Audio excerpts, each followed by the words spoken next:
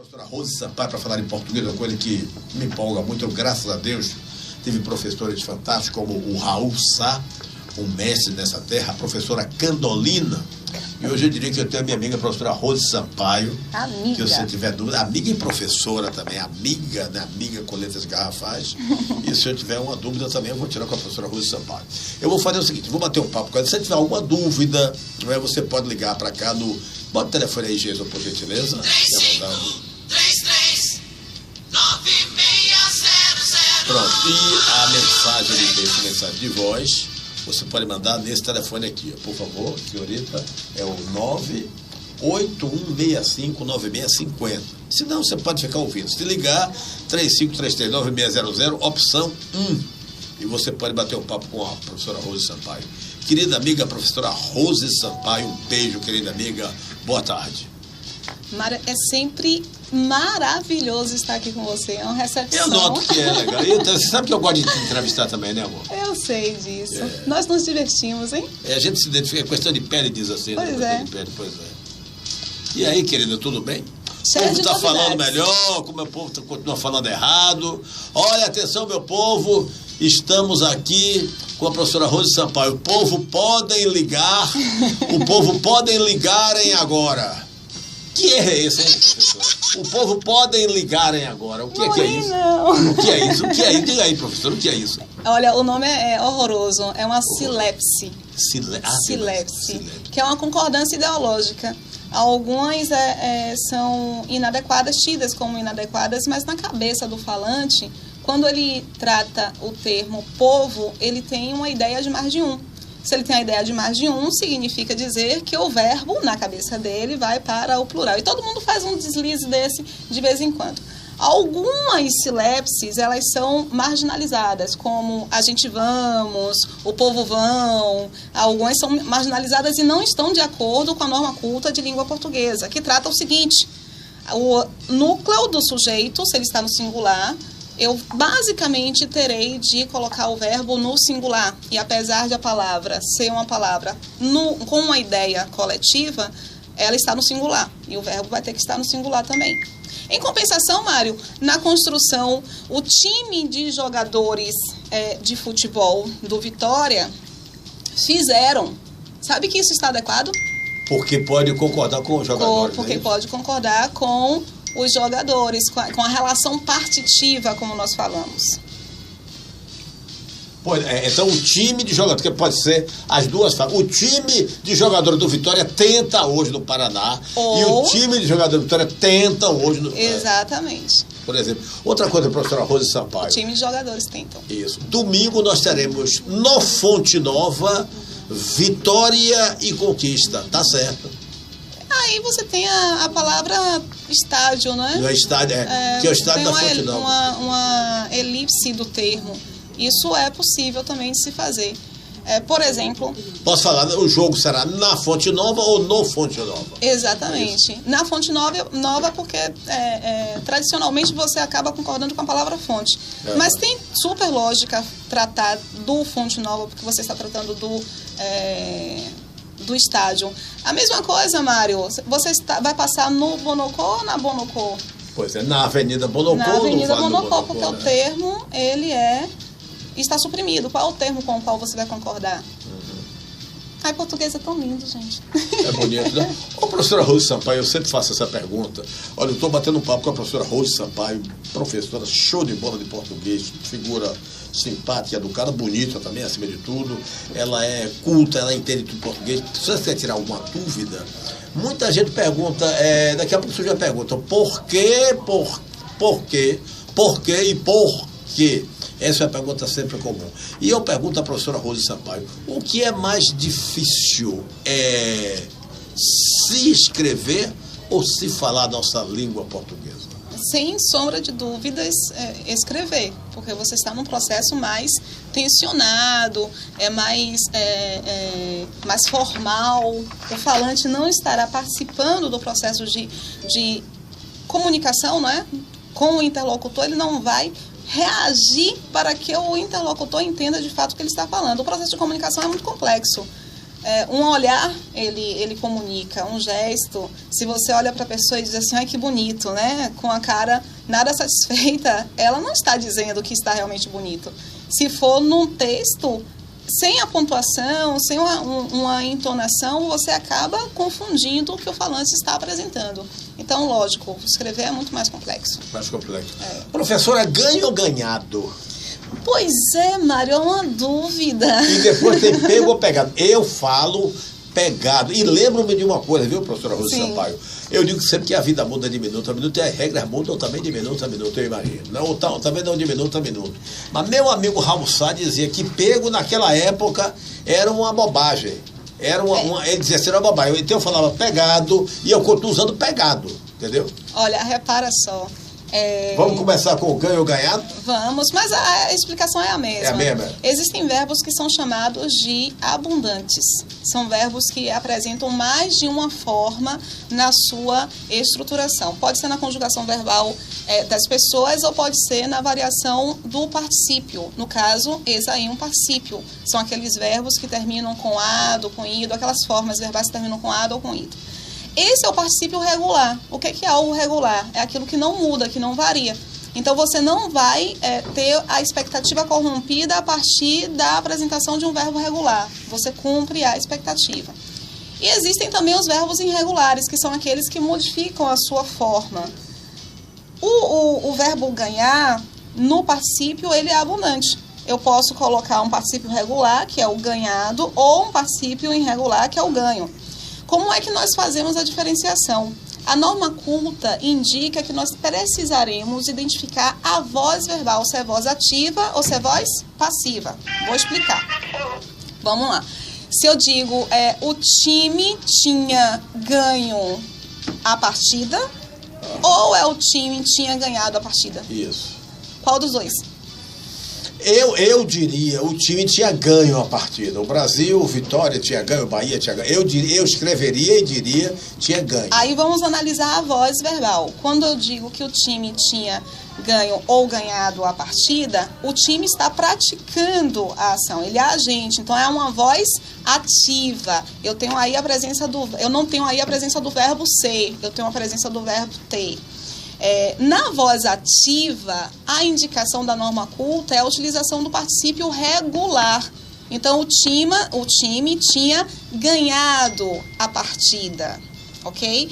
Já na voz passiva, que é quando o sujeito sofre ação, nesse momento nós mudamos a posição, havendo a abundância, eu coloco no irregular. Ou seja, você precisa identificar qual é a voz ativa para o particípio regular, terminado com ado ou ido, ou a voz passiva, que é o particípio irregular. Por exemplo, o ladrão tinha sido pego ou pegado pelo policial? Depende também da ação, não é isso? De quem é o sujeito da ação. Nesse caso, é o ladrão. O ladrão tinha sido pego pelo policial. Se fosse o policial, tinha pegado o ladrão. Então, o reconhecimento da voz verbal é o que vai fazer com que, na norma culta, nós escolhamos qual das duas formas é a mais adequada. Numa variação menos intransigente, você não tem um reconhecimento do certo ou errado, então as pessoas acabam reconhecendo a possibilidade de colocar o ganho numa voz ativa. Mas o adequado é voz ativa com particípio regular, voz passiva com particípio irregular. Professora Rose Sampaio, eu imaginava que você viria no meu programa ontem. Eu imaginei que você viria no meu programa ontem. Eu, de vez em quando, ainda uso eu imaginava. Eu estou errado quando eu uso. Eu imaginava que você viria ontem no meu programa, minha querida professora Rose Sampaio. Verbo é algo que eu sou apaixonada, pelo qual eu sou apaixonada. O verbo, eu acho um tipo de estudo que você precisa realmente identificar a ideia que está sendo passada. E os tempos verbais e modos verbais, eles vão tratar justamente desse tipo de ideia, a interação entre o falante e o seu interlocutor. Quando eu encontro um verbo no passado, de uma ação que realmente aconteceu, eu indico que este verbo está no pretérito, porque muita gente não sabe, Mário, que pretérito é a mesma coisa que passado. Isso é terrível e as pessoas que não sabem isso não conseguem aprender verbo, porque não conseguem assimilar a base. Quando o verbo está no passado, ele está no pretérito. Se esse passado realmente aconteceu, ele é um pretérito do indicativo, porque chamar de indicativo é dar uma indicação de que algo é efetivo, tá? Então, você tem uma ação que aconteceu, é o indicativo. Dentro dessa ideia do pretérito no indicativo, você tem a ideia do perfeito e do imperfeito. O perfeito é algo que aconteceu de forma isolada, em um determinado momento. O imperfeito é aquilo que se prolongou e foi interrompido. Vou dar um exemplo. Se alguém chegar à sua casa e disser, Mário, o que você estava fazendo? Você pode responder que estava fazendo? Jogando bola. Estava jogando bola. Você finalizou a partida quando você disse que estava jogando bola? Não. Não. Porque você foi naquele momento interrompido. Isso. Ok? Agora, se você não quiser que a pessoa entre, você vai dizer o quê? Estou jogando bola. Porque significa dizer que a ação ainda está em curso. É o presente do indicativo. Quando a ação já finalizou e ela não se prolongou, ela é pontual. Ou seja, você diz, eu joguei bola. Mário, o que você estava fazendo? Rapaz, eu joguei bola. Mas agora significa o quê? Que eu não estou fazendo? Nada. Então, a ideia de eu imaginava que você viria ontem, dá uma sensação de que você imaginou e você foi interrompido. Então, depende muito da sua intenção de fala. Eu costumo dar o seguinte exemplo para os meus alunos. Se uma mulher ou um homem diz, eu fui casado, é a mesma intenção de dizer, eu era casado? Teoricamente, sim. Não. Não. Porque quando ele diz, eu fui casado, não tem mágoa. Quando ele diz, eu era casado, alguma coisa aconteceu para ter sido interrompido o casamento. A mesma ideia está em eu fui feliz e eu era feliz. Eu fui feliz é algo acabado, finalizado. Eu era feliz dá a impressão de que você está saudosista. Então, você aí tem uma ação que se prolongou e foi interrompida. Legal. Deixa eu aqui falar com o meu amigo Soares. Soares mora na Ribeira. Esse é um tema que agrada muito ao meu amigo César Soares, é um amigo do rádio, né? Uma figura inteligente, que eu sei que ele gosta desse tema. Soares, boa tarde, meu amigão. Boa tarde, Marão. Soares está na linha 2. Soares, boa tarde, amigo. Boa tarde, Marão. Tudo bom, meu irmãozão? Tudo jóia. Eu sei que esse tema lhe interessa, você gosta. Aprender é sempre bom, né? Não é, meu velho? Ainda mais com quem sabe. E você é culto também, né, Soares? Não. Soares, eu lhe ouço do rádio, eu nunca vi você cometer um deslize. Mas eu cometo. Eu não sou muito bom de... Eu confesso também que eu erro um pouco, viu, Soares? Faço feijão com arroz, que é para não me atrapalhar. Pronto. Eu sou assim, Soares, quando eu estou escrevendo uma palavra, se eu tenho dúvida, aí, por exemplo, eu sei que é exceção, entendeu? Que exceção é com 2 Cs, um C e um C cedilha. Se eu tiver alguma dúvida, aí eu faço assim, ó, em função disso, aí eu mudo a frase, entendeu, Soares? Se eu tiver dúvida. Coloca outra palavra com o mesmo sentido. Com o mesmo sentido, para evitar o erro, se eu tiver dúvida, entendeu, Soares? Também sou assim. Pronto, pensamos igual. A professora... Rose Sampaio. Boa tarde, professora. Oi, Soares, boa tarde. Os verbos da quarta conjugação são poucos, né? Por exemplo, o verbo pôr é quarta conjugação. Nós temos apenas 3 conjugações. A ideia de conjugação é a ideia das famílias às quais os verbos pertencem. É como se fosse um sobrenome que vai indicar como este verbo será conjugado. Nós temos a primeira conjugação, que termina com ar, a segunda conjugação, que termina com er, e a terceira conjugação, que termina com ir. Aí você encontra o verbo pôr. O verbo pôr não é quarta conjugação. O verbo pôr é uma evolução da palavra poer, do verbo poer. Então, veja que na palavra poente, nós ainda temos o do poer. Mas no verbo pôr, esse ele foi, e o ele contor, caiu. Professora Rose Sampaio, pegando Todos os outros derivados. Todos os outros derivados a partir dessa raiz que é o verbo pôr.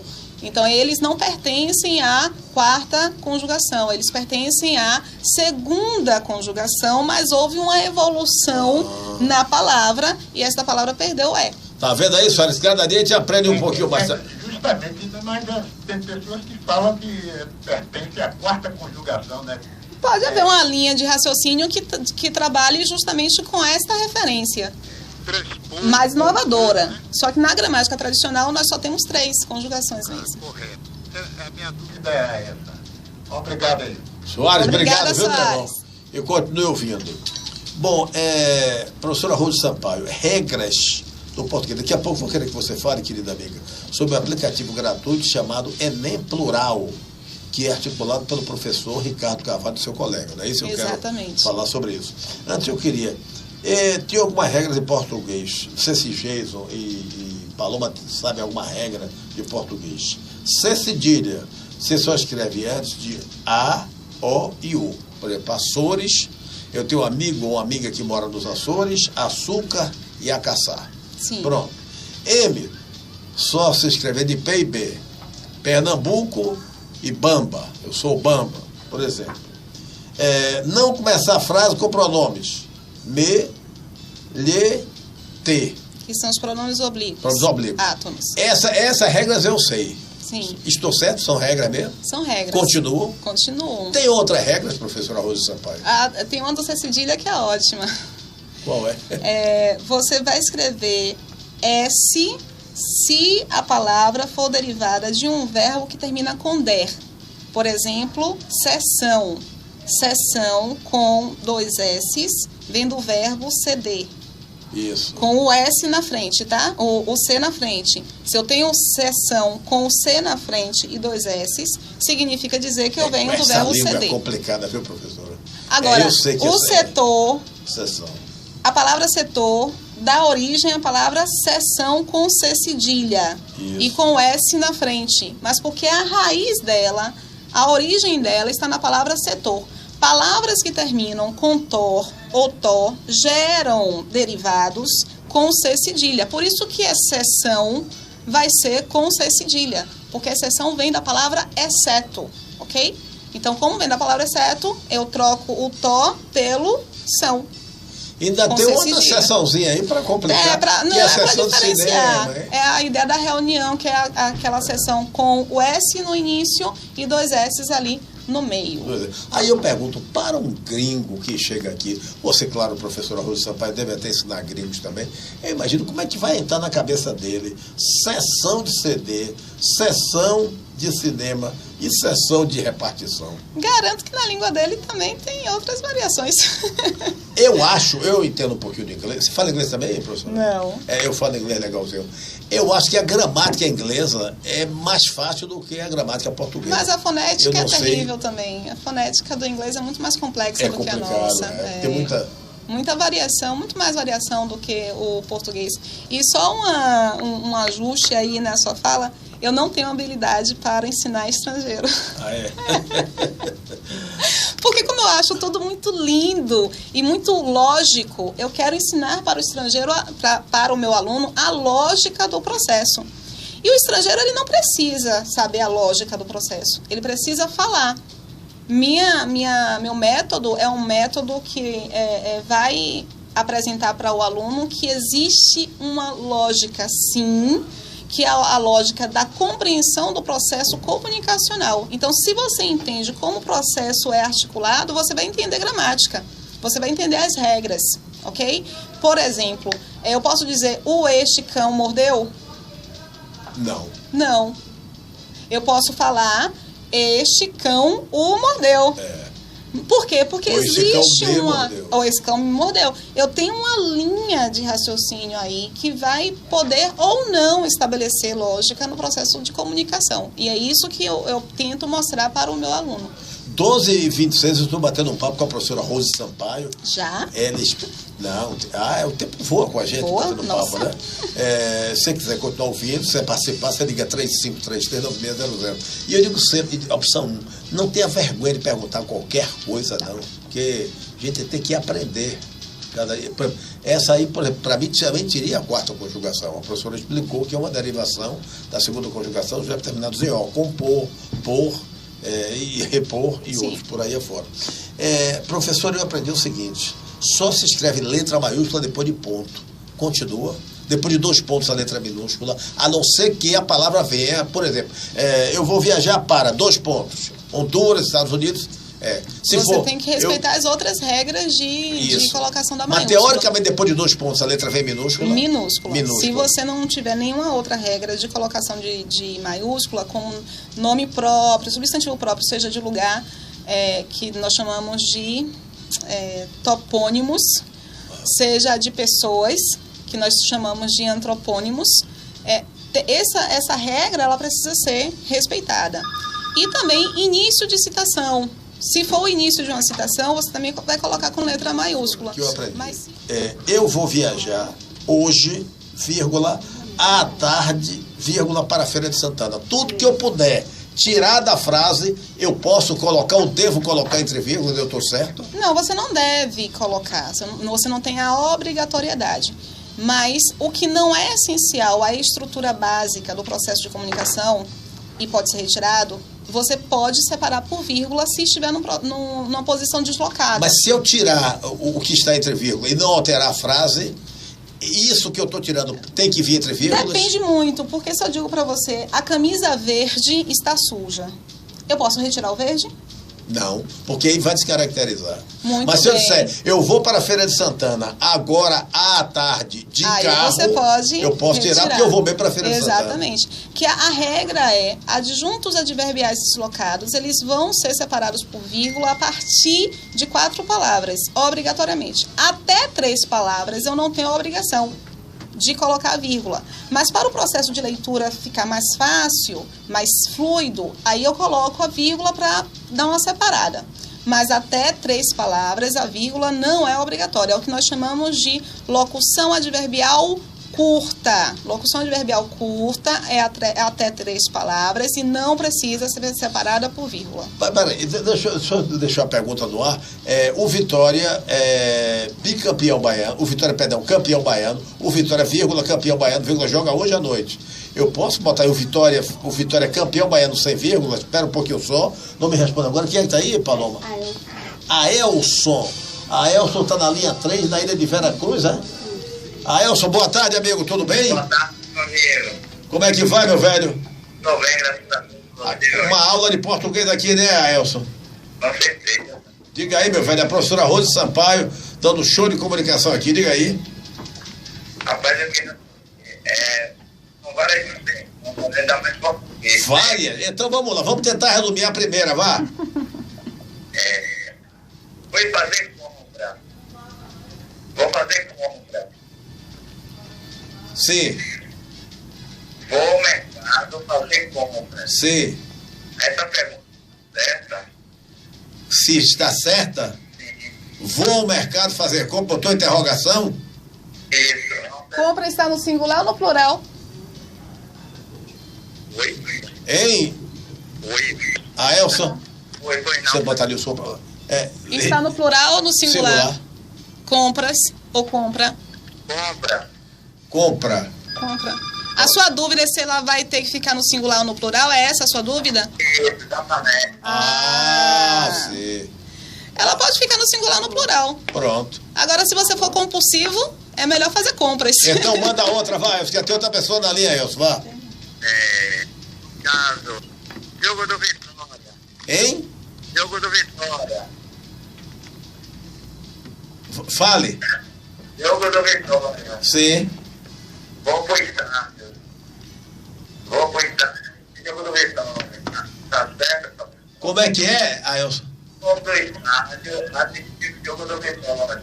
Vou pro estádio assistir o jogo do dúvida Vitória. dele. Ou ao, né? Deve ser aí, é isso que quer saber, não é isso? Vou para o estádio, isso norma culta, porque na fala do cotidiano você pode utilizar da maneira que você quiser. Eu não sou intolerante em relação a essas normas, que são normas que você vai aplicar em determinados momentos de sua vida, e não em todos os momentos de sua vida.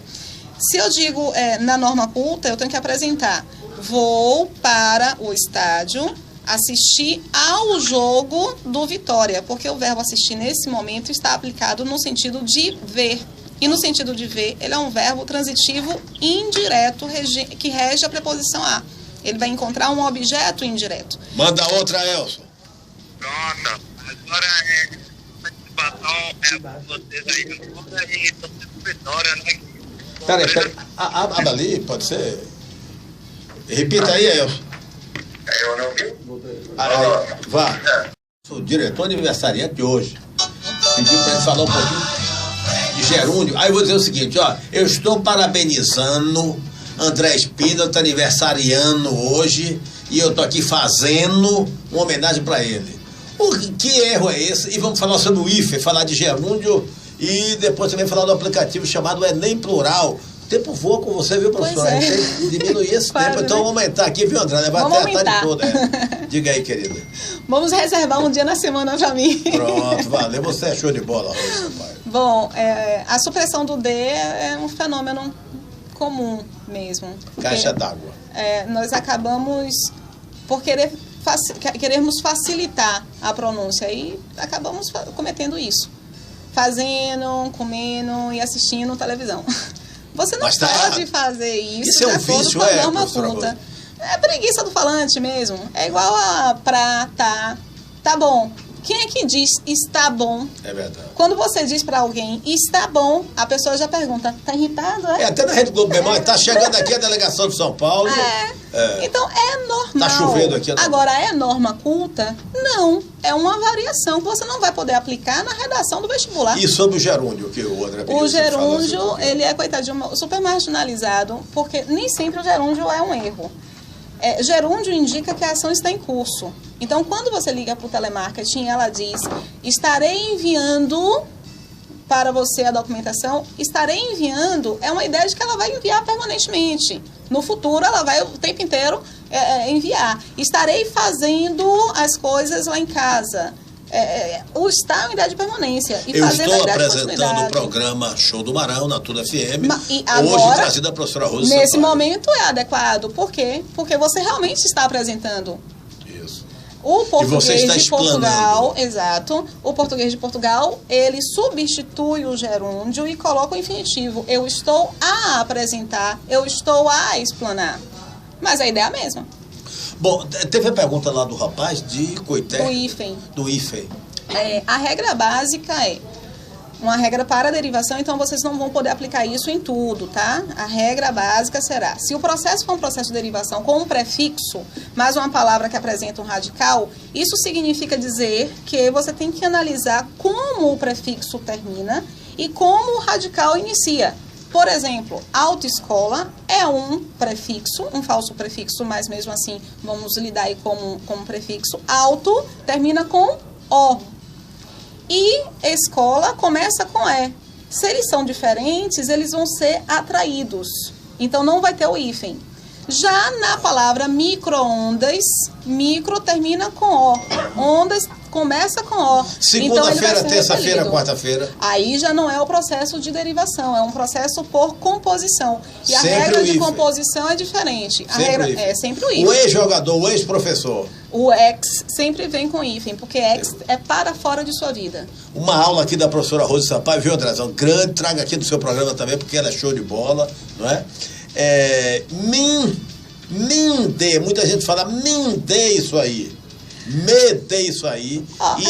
Aqui chegou essa pergunta por usar, a pessoa não se identificou. Me e mi.